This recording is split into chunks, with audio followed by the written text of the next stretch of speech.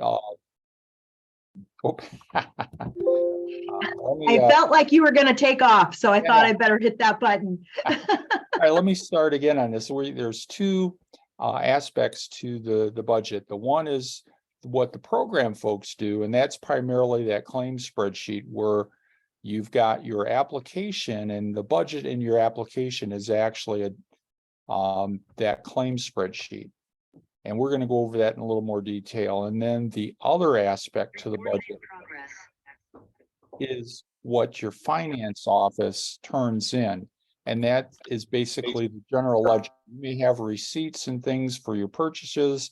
You turn it into your business office, and they're going to create a general ledger. Now, for some title programs, the general ledger is the only thing that goes in the CASA. But for our program, you've got to have the general ledger and the claims spreadsheet. And I created a new document. Let me share that with you, and we'll go over that. It has a lot of detail for you. And I sent a copy to Heidi so that after the meeting, she can upload it and she can send an email and share it to you guys. Let me go up to the start of this document here. There we go. So claims actually go into an automated system, and that is generally your business office that takes care of uploading this into CASA. And you're going to send them that claim spreadsheet because you put in the quarterly attendance update that's in there. This is actually the screenshot here is from the spring webinar, just some of the claim requirements for the general ledger. Usually you don't have to worry about the general ledger because your business office will do that for you. And they probably already have this information. What you're going to focus on is going to be that claim spreadsheet. And here at the very top, I've got some sections here. In the upper right-hand corner, you're going to have your grant cohort ID. For, Des Moines, it might be DMS/C15, cohort 15, Des Moines Public Schools. There's a letter code for each district or community group, and then there's the C stands for cohort and whatever cohort that is funded. And you need to have a spreadsheet for each cohort, and in the spreadsheet, there's tabs for each building that might be funded.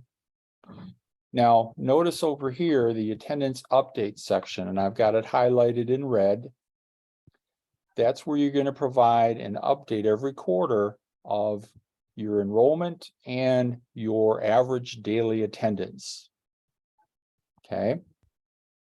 That's important because, we have to keep track of that. And then in the lower right-hand corner are the due dates, okay, for the different quarters. So we are already done with quarters 1 and 2. The next due date is going to be April 1st to April 30th. That's quarter 3.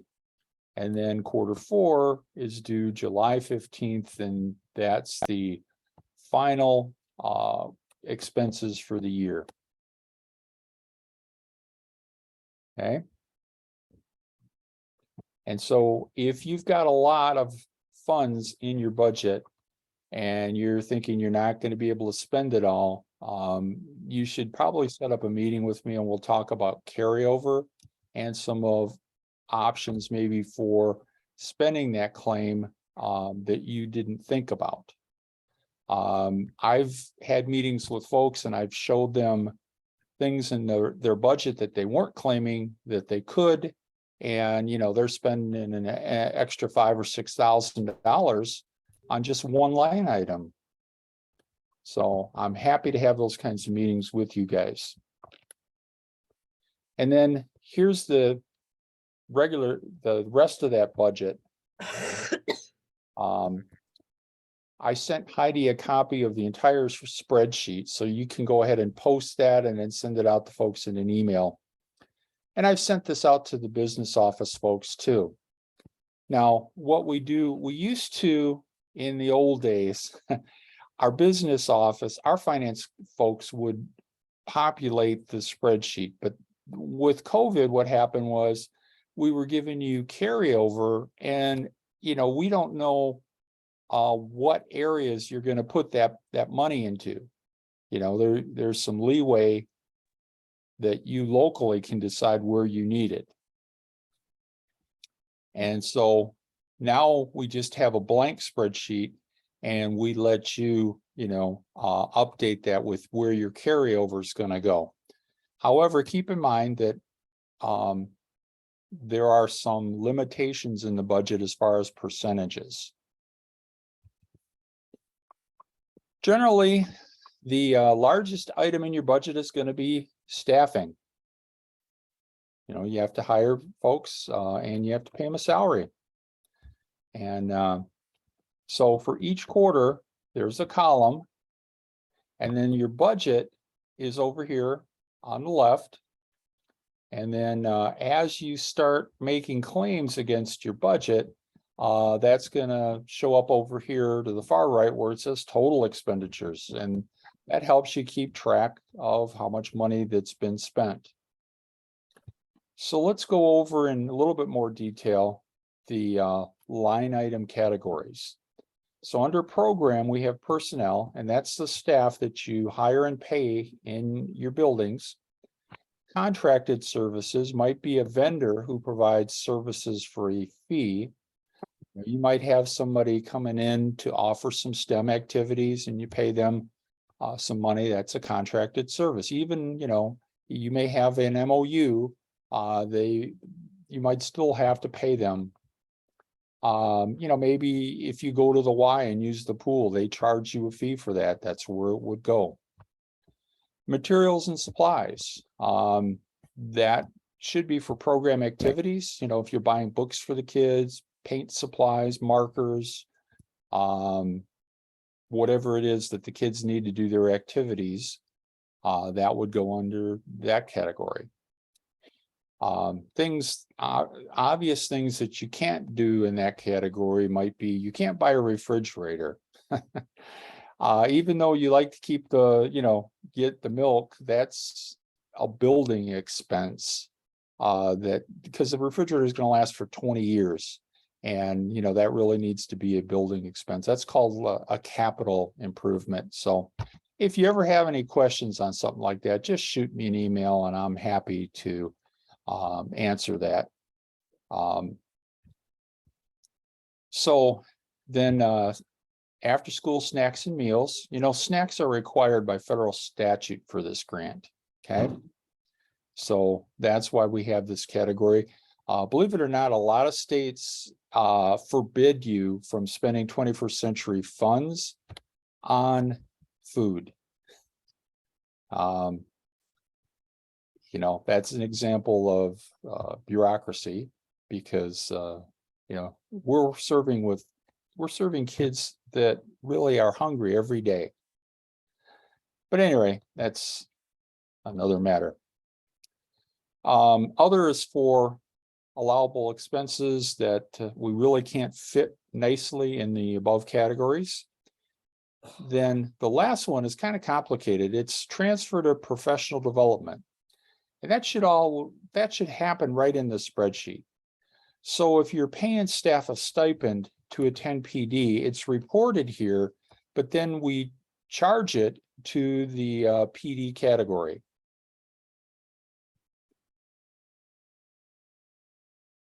So that's a finance thing, and your business office is probably familiar with doing things like that. So the next big category is professional development. And now this has a minimum requirement of 5%. So personnel would be if your staff delivers some local professional development. Contracted services are if you're hiring someone or hiring a company for the PD. You bring somebody in for a couple of days or a day. And then materials or supplies, you could buy books for a PD. One book that schools have is, The First Days of School by Harry Wong. Harry Wong has a ton of great stuff. So if you wanted to take a look at that and buy some of those materials, maybe buy a videotape, that's all under that category. And then the other was where you would put travel, airfare, transportation, hotel if you're going to a conference.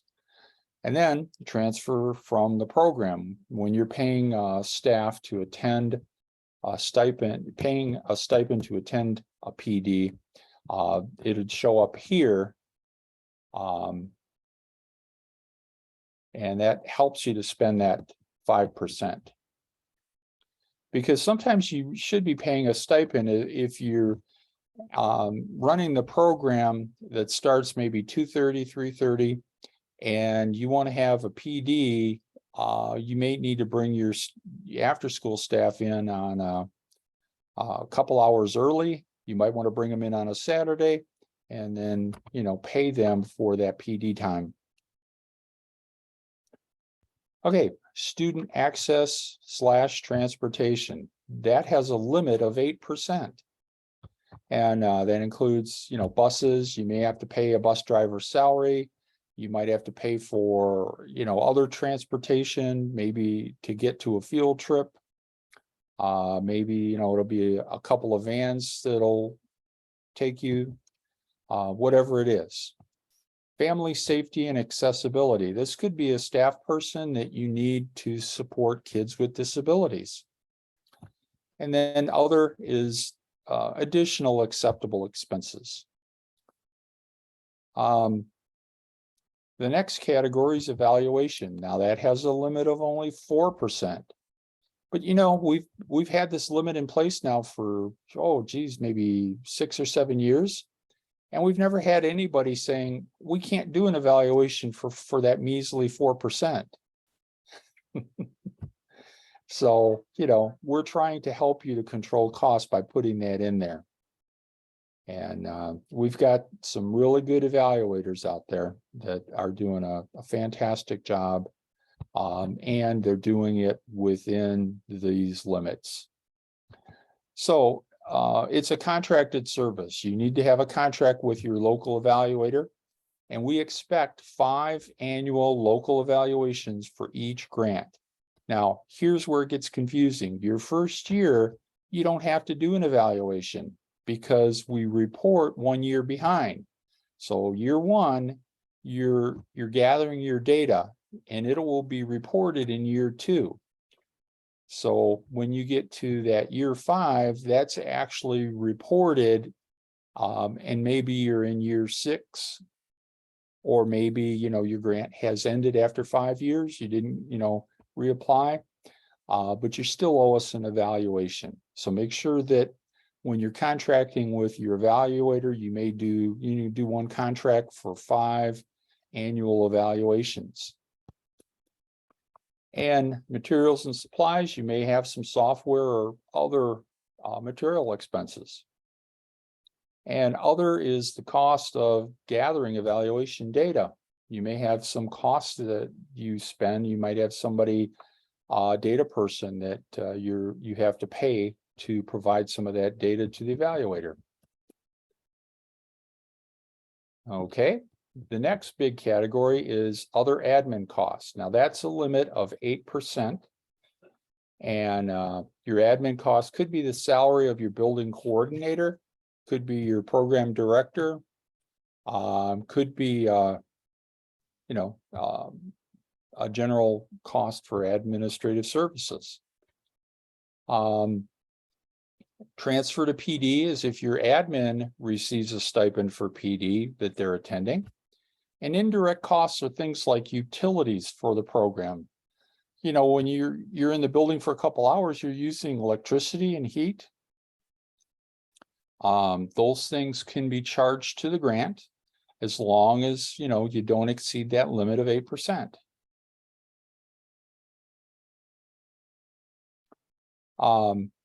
Then finally, there's a little number 7 says non-federal program income.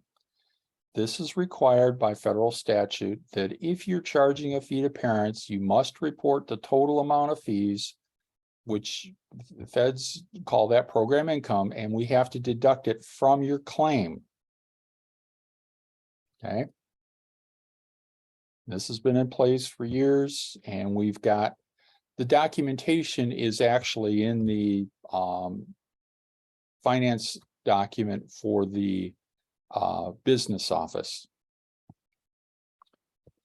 Okay. This one is very important for you. Line item adjustments. Each quarter, you may adjust your line item amounts as needed to keep your budget updated for student and program needs. You fill in this section below and send a copy to me via email and put in your cell phone number, and we'll do a quick review. Oh man, I noticed a spelling error. Oh my gosh. I'll have to send you an updated one. I just did this document this morning, so it's an easy process. What I want to do is talk to you about your transfers, and then I do a check to make sure that you're not transferring money out of professional development, so you know, and put it into some other item. We still have to maintain those limits for each of the budget areas, but you know, the calls are pretty quick. You know, there may be 10 or 15 minutes and we're done. Now, there's another more formal way of doing it, and that is to do a budget amendment for each of these line item adjustments. And that's a lot more paperwork. I don't recommend that. That's why we have this process. Now, look right below there. You see the name Amy Freeman. Okay. If you have Abdisimat Abdi on there, that's the old form, and it hasn't, you need to use this new one because Abdi got a promotion. He's working with food and nutrition now. So we want to make sure we've got the right person's name, and there's some other stuff in the updates that you should be having. And then for your business office, they're signing an affidavit when they submit this. And it can be either handwritten and scanned, or you just type your name in and that's fine. I mean, I don't need to have it with a signature scanned. Okay, additional budget information. We've got a guide to program budgets, which provides you a little more detail about the line item process and a little timeline. And we're going to go into that document next. And then there's the guide to program budgets and accounting that was designed for your business office. And it was created for me by one of our finance people before she retired, Deb Schroeder. So we'll take a look at it, but we're not going to go into detail on that one. And then there's the federal budget guidelines, and those are references that we always include because this is a federal program and we are under that umbrella. Okay, so let me pause for a minute and see if there's any questions.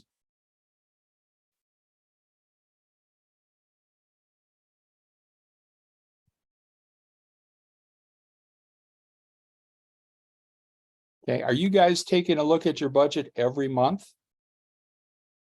You know, you've got 3 months for each quarter, and you know, you want to make sure you're monitoring, you know, your expenses.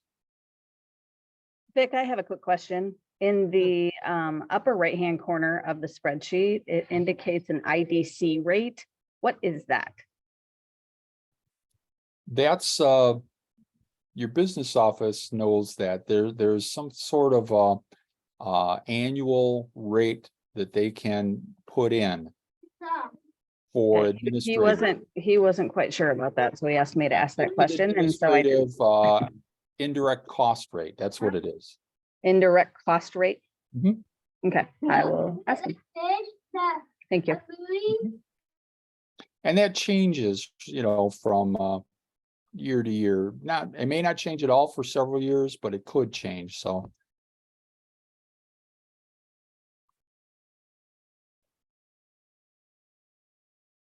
Any other questions?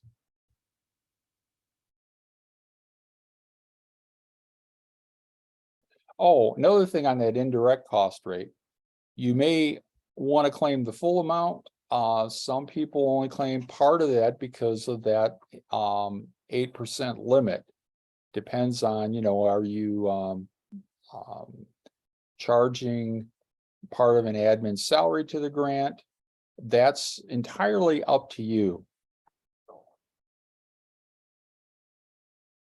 I try to give you as much flexibility as possible with this.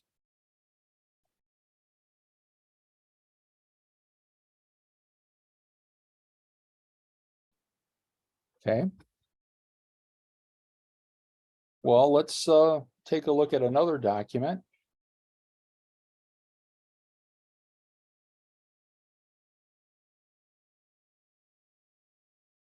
And this one is actually online. It's posted on the department website. It's actually Appendix I, the Guide to Program Budgets. And this just kind of tells you some things that you should be working on, planning your budget for the next year and reviewing your budget on a regular basis. And it's got some guides here by quarter, quarter one to take a look at, quarter two. And notice that reviewing your budget is in there because that's the biggest thing that I've encountered when somebody has a big unspent balance is they haven't been looking at their budget. I know sometimes it gets overwhelming because you're running a program, you're dealing with all the issues with parents and kids and staffing, but that money we need to spend that money, and it's on a clock that's ticking. So hopefully this little timeline at the top will help you. And then here are some details about making those line item adjustments.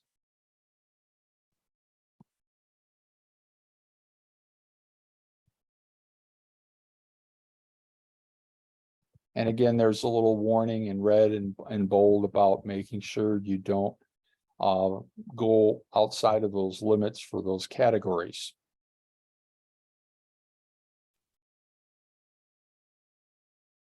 And, I have not had, the only time that I did not approve a line item adjustment was when we had to go back in because they had asked to take money out of PD, and the PD has a minimum of 5% you have to spend.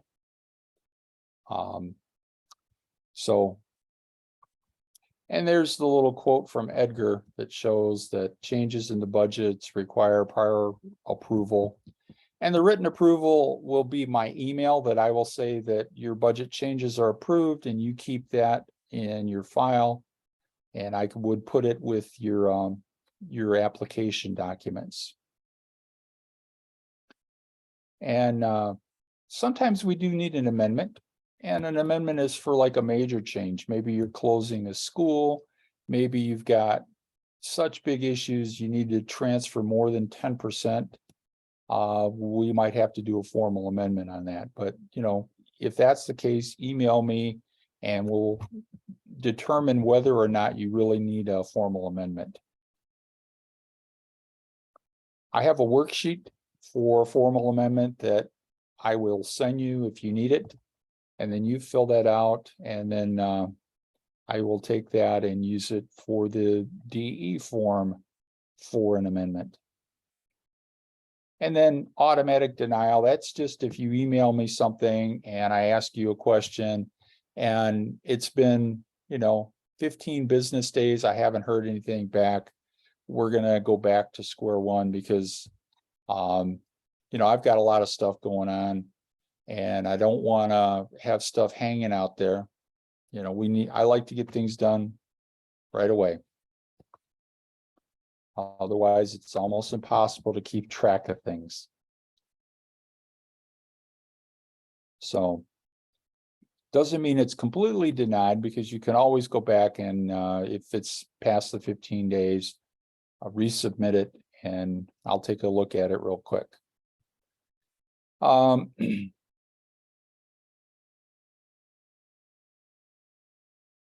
And if you've had some budget issues, I may require you to have quarterly budget meetings with me.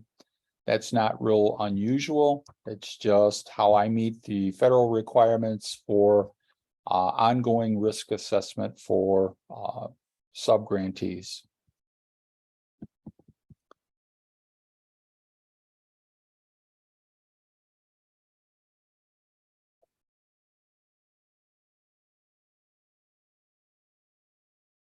Okay, how about what records we need to keep track of? Okay, this is again federally required. You need to keep track the amount of the funds under the grant, how you're using the funds, the total cost of the project, and any funds that are provided from other sources. And we do track that a little bit in the local evaluation, but it also will appear in your general ledger when you give that to your business office. So it's not, I don't want you to think that that's a lot of work that you're going to do. You're mostly going to focus on that claim spreadsheet and the things you're spending directly on the program. So that spreadsheet is really what we call your operating budget.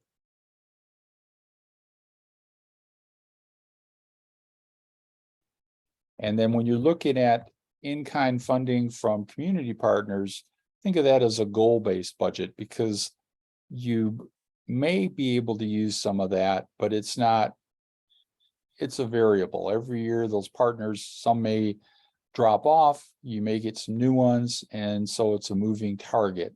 It's not as secure as the federal operating budget.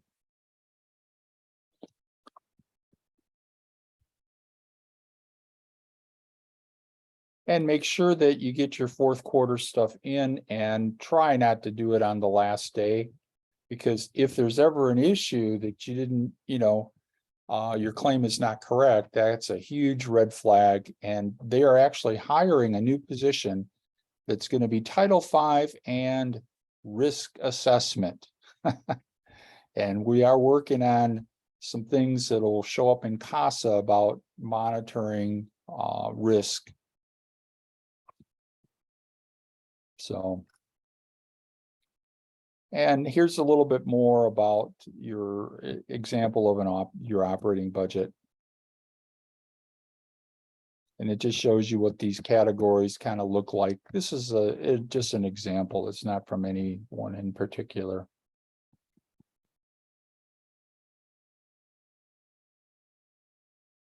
And when you transfer, I want to know what category it's coming out of. Maybe you're taking $1,000 out of personnel and you want to buy some extra supplies. That's fine.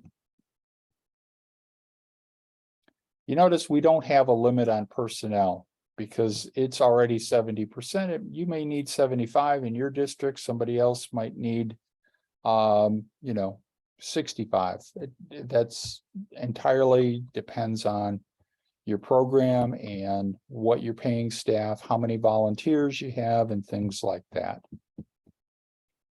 And here's an example of something that wouldn't be approved, transferring money out.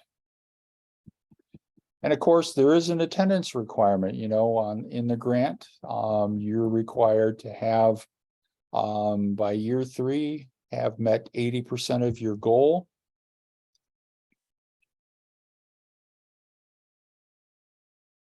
And by year 1, it's 70%. some states have that you must meet 100% of your attendance goals. So if you put in, you're going to serve, 100 kids at this school and you're only serving 70, they're going to be required to cut your budget. And if dealing with at-risk children, I didn't think that was fair. And early on, we reduced it from, I think it was 90% in Iowa, and we reduced it to 80. And have one of the lowest requirements. Because one of the things that we have with at-risk children is they also tend to have chronic absenteeism. So that's not something we're going to fix overnight. And I want to have goals that are reasonable for you. So you can take a look at some other states and see how we differ. And that is just one of the areas.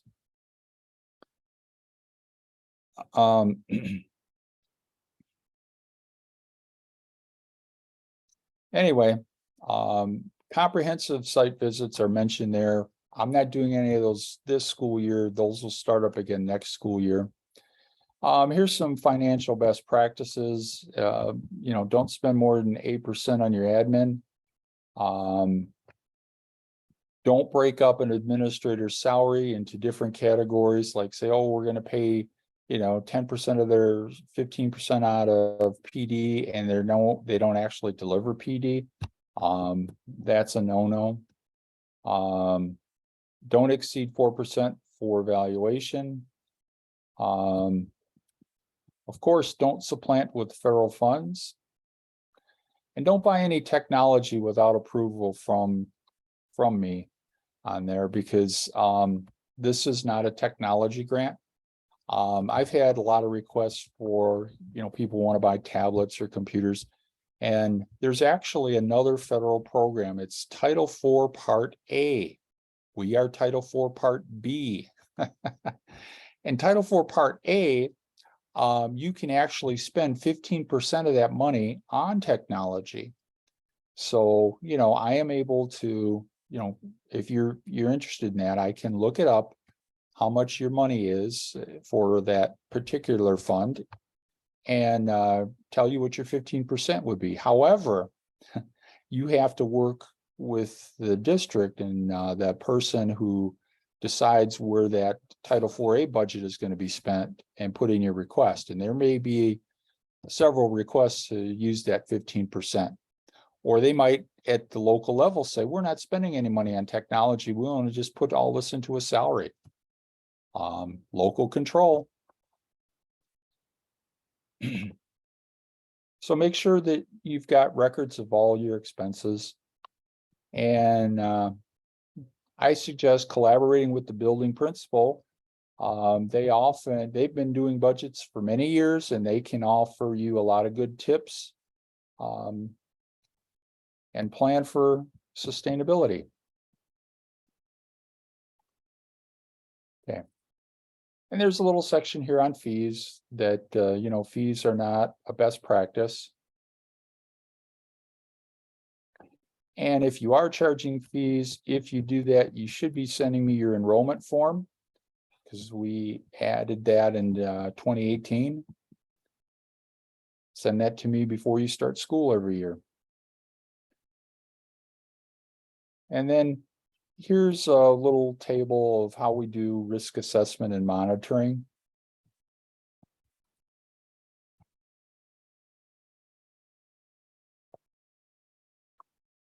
There's a little section on supplanting.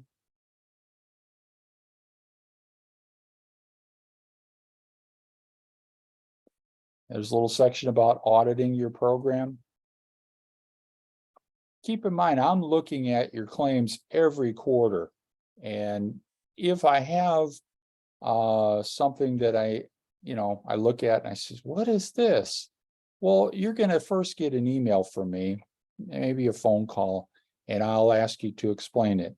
If you provide to me a reasonable explanation, then we're done. But I have to give you guys the federal statute things that, allow me to have access to your records. And, keep in mind that even after you've bought something, there can be a later disallowance if it was, something that you put in your general ledger and made it difficult to identify what the purchase was. That being said, I will ask questions, but for the most part, I'm very supportive of the program. And I think Heidi can vouch that we've had many communications, and, Kevin used to send me a lot of emails and say, is this allowable? And I'd say, yeah, for this program, it is. We have a few different rules than the other title programs.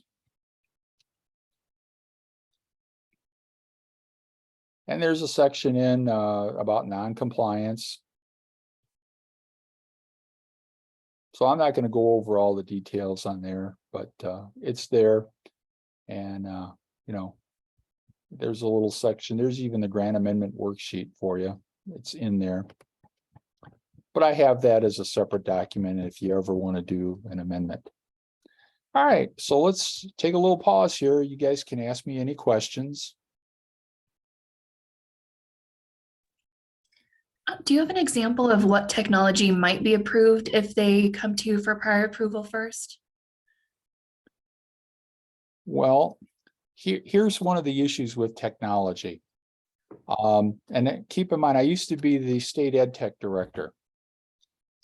Number one, there's this misconception that if you use technology, you're going to get a big boost in student achievement. It's less than 1% improvement with using thousands of dollars of technology that becomes obsolete in a few years. Now, if you have a human being tutoring a student that's behind, even if they're a volunteer without training, you're going to get a 7% improvement in student achievement. If you have somebody that's highly skilled and trained, like a certified teacher, you may get up to 25% improvement. So we want you to get the most bang for your buck. And, I worked with the Iowa School Board, and we reviewed hundreds of these papers that were saying, oh yeah, buy all this technology, you're going to have all this improvement for kids. And it was bad research. We didn't find a single one that had verifiable data and things like that. And a lot of them were sponsored by HP and Dell and Apple. So number one, that's a big strike against you. However, sometimes there may be something that's you find. Here's a good example. Maybe you've got some kids that are bilingual, and you may be able to use some technology tool or software that can help you with translation, or help them with understanding sight words, or something that is a big boost to their learning that you really can't get with a human tutor. In that case, yeah, that's something we would consider, but it always has to be focused on the kids. We don't want you to just say, oh, we want to buy a bunch of laptops for our labs so the kids can get in there and have access to some web games. Well, that's not a good use of these funds, and we want to do things that we know are going to work the best for kids. Okay, thank you. Mm-hmm.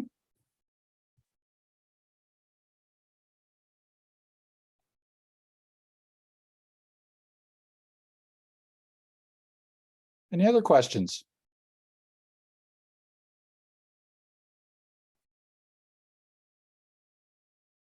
Okay, well, we're going to take a look at next the document that was created for finance.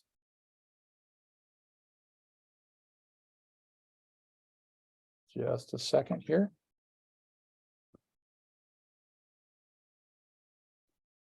Vic, to take on that last question, what about equipment for esports?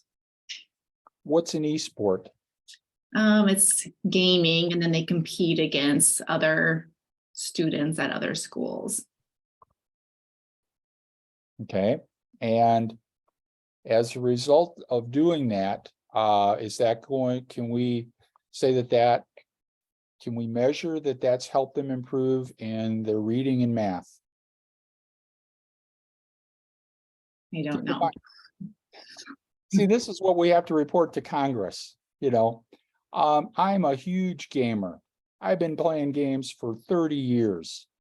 And some of those games are so engaging that I cannot buy a bunch of new games because I will not sleep. Yeah, my grandsons love to play games. My granddaughter's not so much into gaming. She likes all the different communication tools, and she's online with her friends and stuff. But you know, games are great, but we need to focus on our priorities. When I was a classroom teacher, on a Friday, the kids could do network games in the lab if they got all their work done. So, you know, they worked really hard because they wanted to have that experience. But if they didn't get their work done, then no, they didn't get to play those games. So, you know, we have to prioritize. Keep in mind that there's so many kids now that are getting behind in reading. And used to be a lot more kids were reading for pleasure, and that has dropped dramatically. And that's why you can buy books for the kids and let them take the books home. We want to encourage them to become stronger readers. You know, entertainment is great, but we do have to focus. And so I'll do everything I can to support you, but I'm also going to get you to focus on what's important for kids.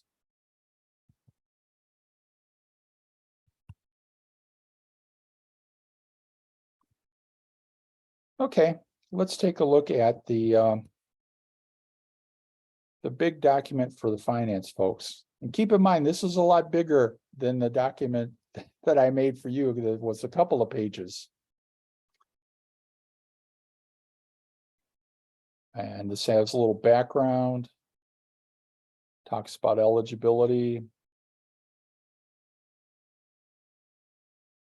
This is a 41-page document for your business office, and you can, it's on the department website. There's a link to it in your couple of page document. And this will provide everything that your business office ever wanted to know about this program. There's program requirements are in here. Notice that literacy and math instruction are priority activities. That's because we report that in the APR, and that goes to Congress. And since I've been doing this, 3 times they've tried to eliminate our program. What stopped it was Congress looked at our data in that APR system, and they said, we're not cutting this program. It's helping kids. So very important we get that data in.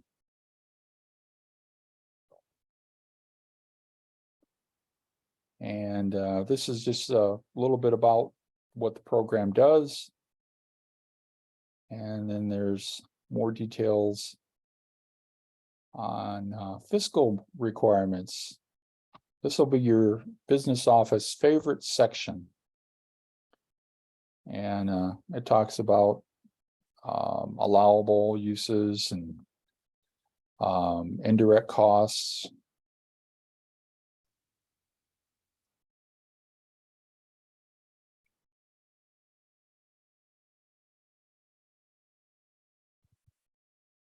This took us months to get everything together for this. And there's some object codes that the business office might use.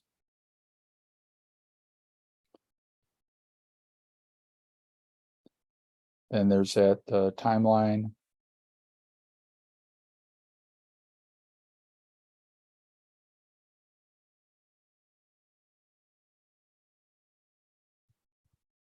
So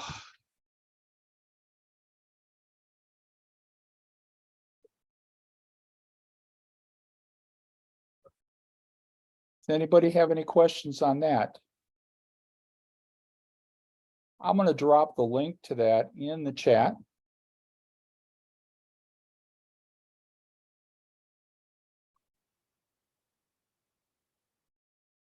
So you can share that with your business office. Like I said, it's primarily for them, and the much shorter documents help you to focus on what you need to know about budgeting, because your big focus is to get a program up and running that's going to get kids engaged about learning.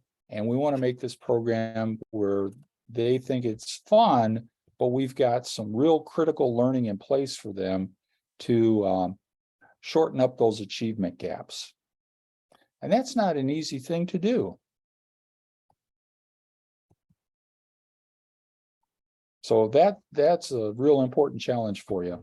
And you know, the grant provides funding for you, but if you're working it the right way, here's what I see in programs. I see that attendance goes up, behavior problems go down, and then over time you start to improve academically with the reading and math.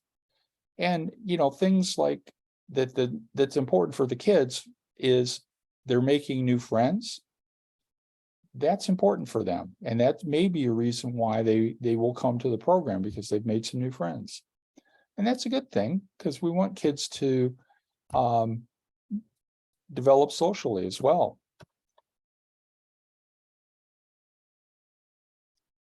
Okay, anybody have any questions on the business office part? I didn't spend a whole lot of time because you know, that's 41 pages, would take us several hours to go over.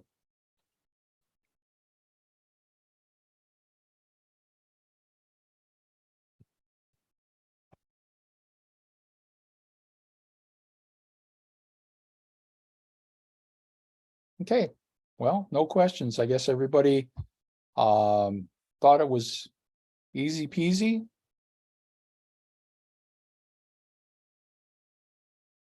Well, and also make sure you're working with your business office, because we've got a lot of good folks that have been doing this for years, and you know, you can ask them questions, and you know, I don't want you to feel that you're 100% have to get all the budget stuff in.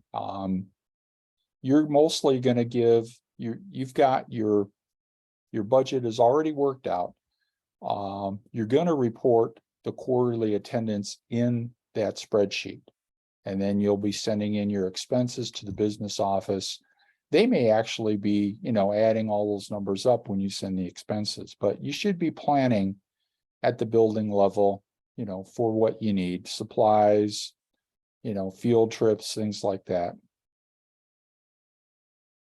And if you have any questions, feel free to email me or call. You know, I'm always available. All right, I think we should end the recording now.